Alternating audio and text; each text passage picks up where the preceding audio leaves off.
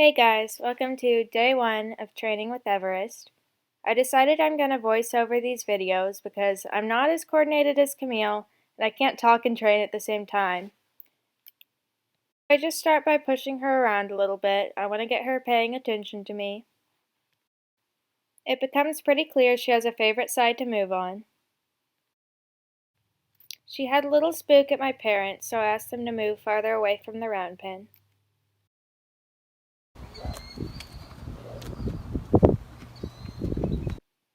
I start off pretty slow and easy.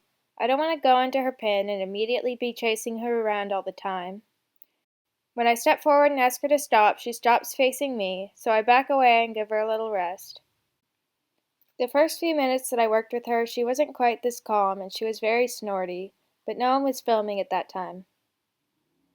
I'm really happy that she's more willing to walk than trot in these clips, because it shows she's calmed down a lot and she's not snorting anymore. Like I said, it was quickly apparent she had a favorite side to move on. She wasn't quite sure what I was asking here, so I decided to drop the issue and just let her move on her favorite side. I'm not sure if I got any footage of it, but there were a few moments, just like in the previous clip, where I was asking her to change directions, but she felt trapped between me and the fence. I got the feeling that if I started pressuring her more to change directions, she might just choose to run me over, so I dropped the issue and just let her move the direction she was already going in. I do give her longer rest breaks than you see in the video, but in the interest of keeping it short enough to watch, I cut those out. I'll usually spend 20 or 30 seconds just standing there and giving her a bit of a mental break.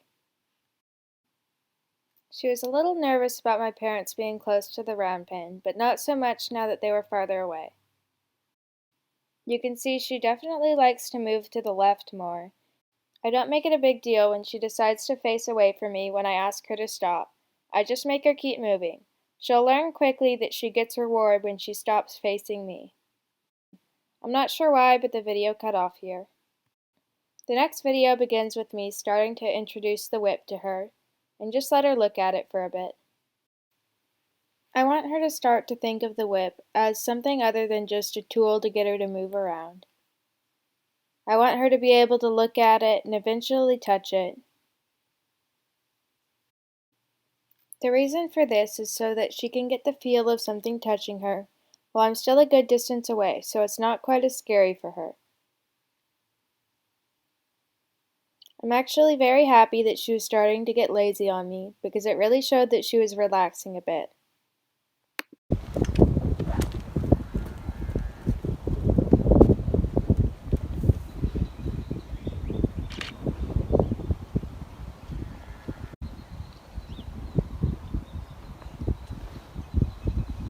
So I cut out most of the time that I just stood there letting her rest because it's pretty repetitive. If she walked off, I didn't make a big deal about it. I just let her move. So here I began to approach her with the whip held out again. I don't want to make her move every single time I walk toward her. As you can see, she started to anticipate me asking her to move, so I just followed her and stepped in front of her drive line again until she stopped. I always want to reward the littlest things, so I retreated here and gave her a minute.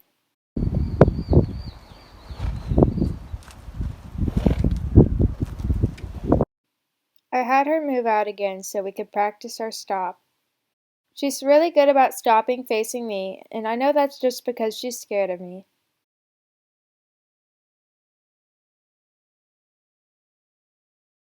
I held out the whip again and just let her look at it for a minute. She started to leave just as I started to walk away, so we both kind of hesitated and then I left her alone. So here when she tries to leave me, I try following her with the whip, but she doesn't react well to it. I don't make a big deal about it, I just let her trot around.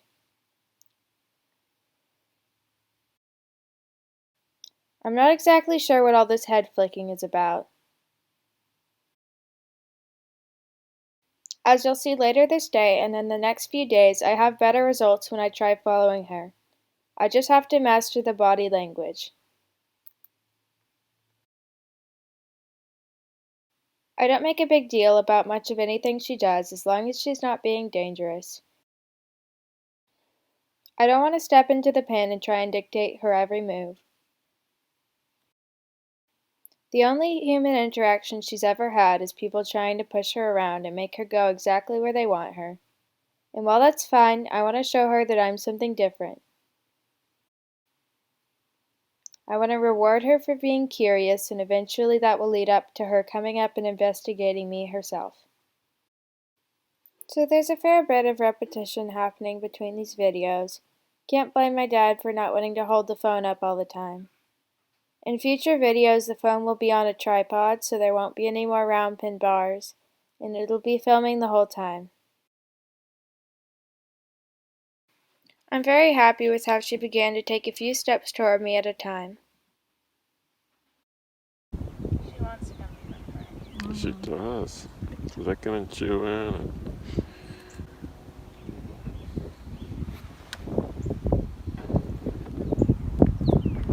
Again, she wasn't quite comfortable enough with me yet to respond well when I began to follow her with the whip as she tried to walk away. So I just let her leave. She's very sensitive to my body language, especially in this direction. She took the slightest step in front of her drive line as an excuse to turn around.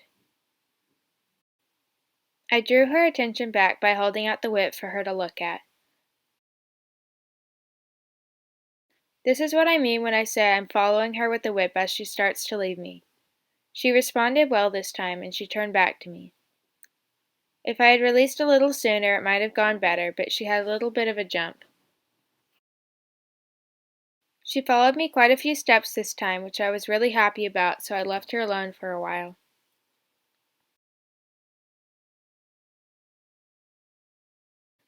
I began to approach her slowly. I was turned to the side so I was a little less scary. Just working on our approach and retreat. You may notice her resting her hind legs a lot in these videos and shifting her weight between them quickly. I honestly think she was sore from her trailer ride because she stopped doing this the next day.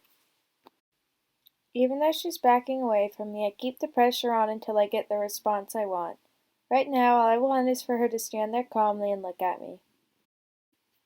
So here you can see she paws at me completely out of nowhere. I dealt with this better in a future session and made her move around. I was sort of taken aback in this clip because she was showing no other signs of aggression, but I always want to be proactive instead of reactive, so I dealt with this better later.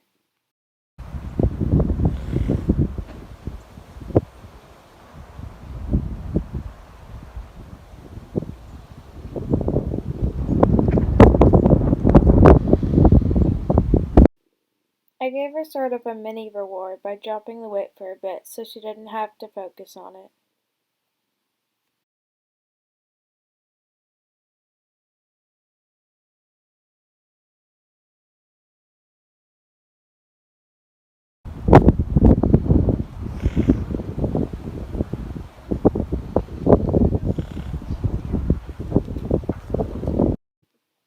I should have stepped away sooner, but that's just how it goes sometimes.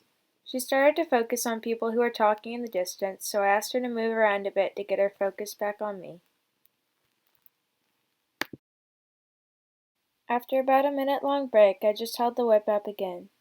And I'm all about rewarding the littlest things, so even just standing there and looking at it was good enough for me. I decided to speed up a lot of the repetitions so you can still see how much time went into getting her more comfortable with the whip without actually having to watch it in real time. So you can see I got a little touch in with the whip. And I tried to move down her face, but it's really hard to control the whip and it got a bit too close to her eye for comfort. So she had a little spook, but she recovered from it pretty quickly. So I sped up a bit more repetition. After a little spook, she went backwards a bit, but not by too much. You can see her pawing again, and I wish I handled it better on this day, but I did on another day.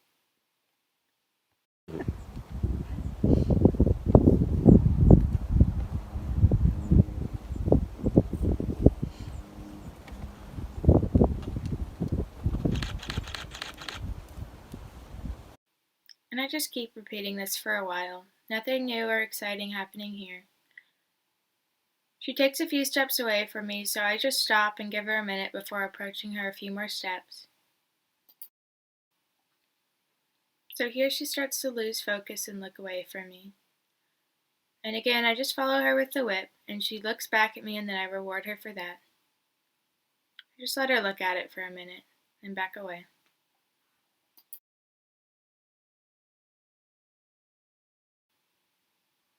So here she's losing focus again, and again I just follow her with the whip, and I wait till there's a moment where she's just standing still for a few seconds, and then reward. So I cut out some of the repetition, but she started to lose focus on me, so I just asked her to move around, and then when she stopped, I just stood there and let her look.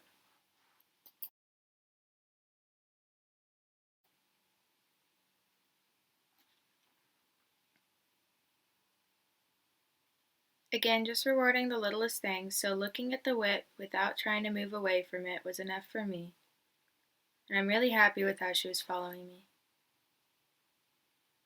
I watched over my shoulder because I didn't want to put too much pressure on her.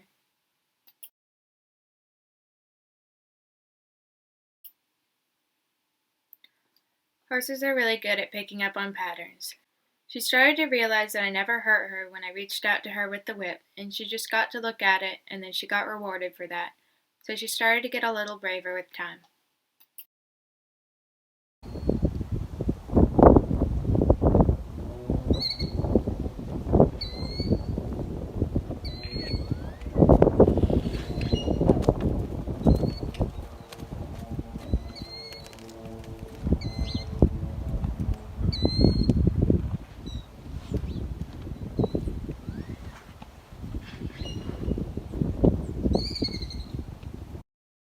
She started to get the idea that I would just follow her with the whip if she tried to walk away, but then she got rewarded for looking back at it. I'm not sure what all the head flipping is about. I thought it might be her mane, but maybe she needs a chiropractor when she's gentle enough. Again, I'm cutting out quite a bit of repetition and speeding up some of it, but I'm going to keep the video a decent length so it's not too much to watch.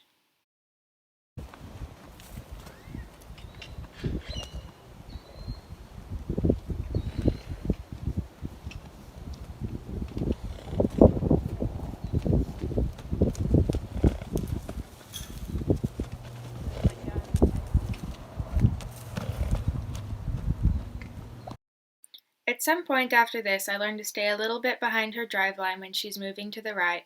This way she's a little less likely to take every step I take as an excuse to turn around.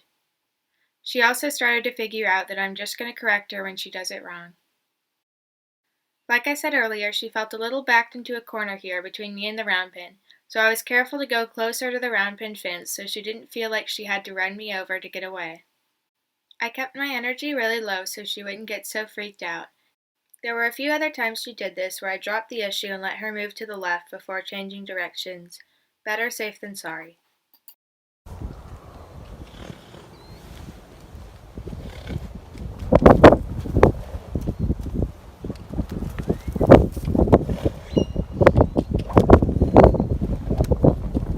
Hey, it's not taking pictures. What's up going on? It's making a squeaky noise. What?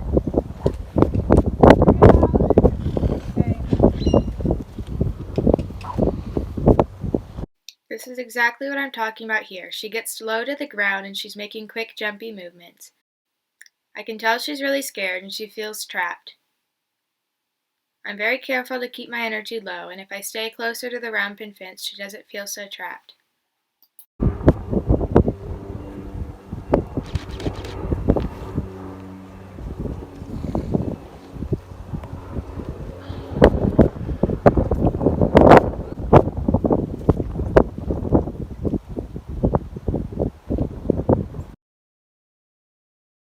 I learned pretty early on that she liked me to approach her with the whip held up first. That way I wasn't getting close to her and then throwing something new into the situation.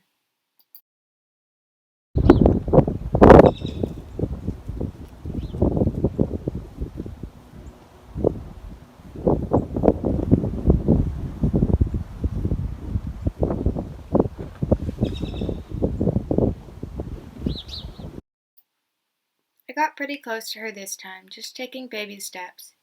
It took her a bit longer than I previously remembered to recover from her spook, maybe 5 or 10 minutes.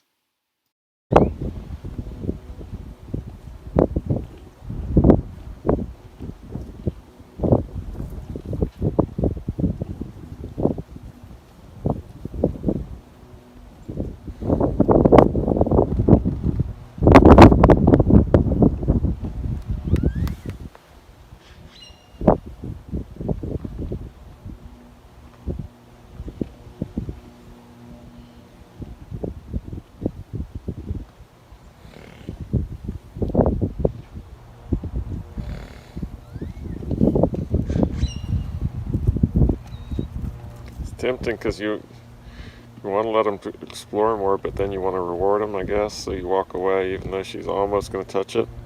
Yeah. Why she had a little spook earlier, so I didn't walk away fast. It's kind of hard to tell what I said there, but basically I said that I learned to walk away faster after her little spook. He's right that it's tempting to stay there and let her check out the whip longer, but if I reward her for the little things, she'll get even better at them, and I'll end up training her faster than I would if I were impatient.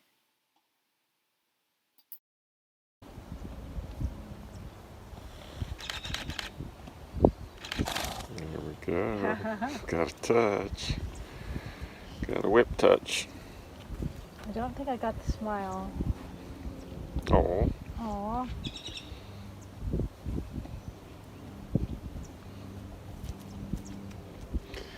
That's a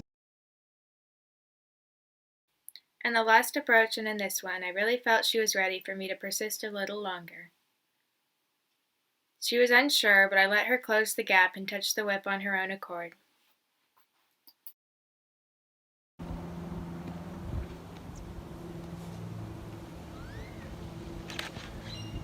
I think I got the smile that time.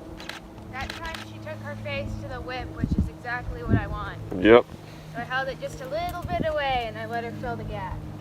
Beautiful.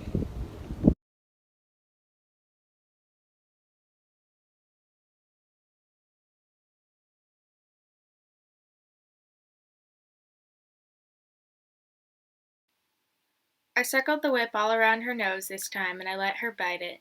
Horses investigate with their mouths just like babies.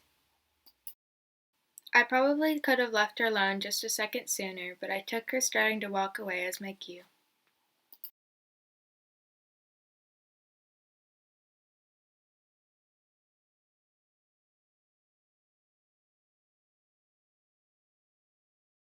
I followed her with the whip the first time because I wanted to bring her focus back to me, but the second time I just dropped it and let her leave.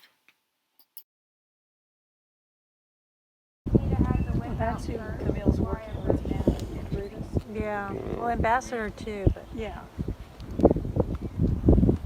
Brutus is the one that's, she calls him Snorty Butt now. yeah. Oh, you did that. Do it again. Do it again.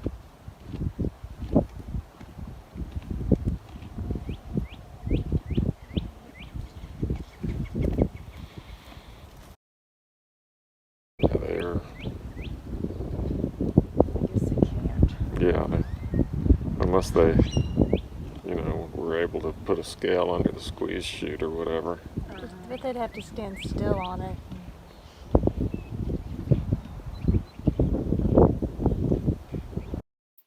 They were just talking about how much Everest might weigh there.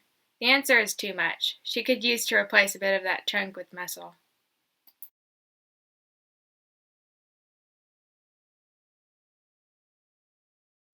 So here she lost her focus on me, and I just asked her to move around to get it back.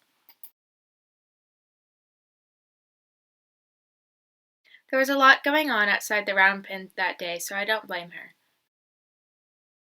There were cars coming and going and people sitting outside and talking.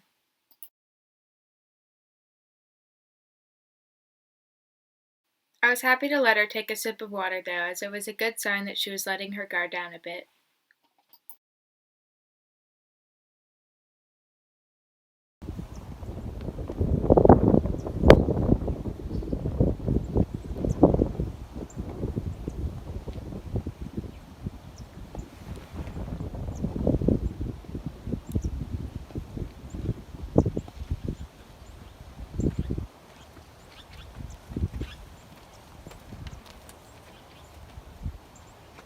scaring the burros. They don't want to put Prince and Son out so they can stretch their lives a bit. Sure. Down with hay. And that's about where I decided to call it a day because I had to leave to bring Prince to a horse show. I was back the next day and able to work with her that night, and I've been working with her almost twice a day ever since, so let me know if you'd like to see any videos of that.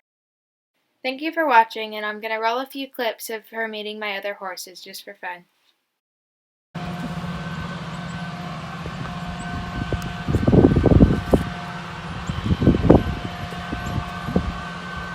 Prince did have a halter on because he was about to go in the trailer. I just let him out with the lead rope over his back for a few minutes so he could meet Everest without me being in the way.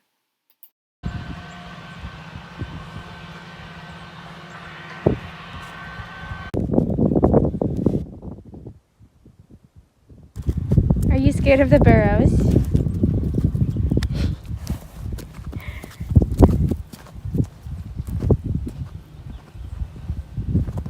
I think she's scared of the burros.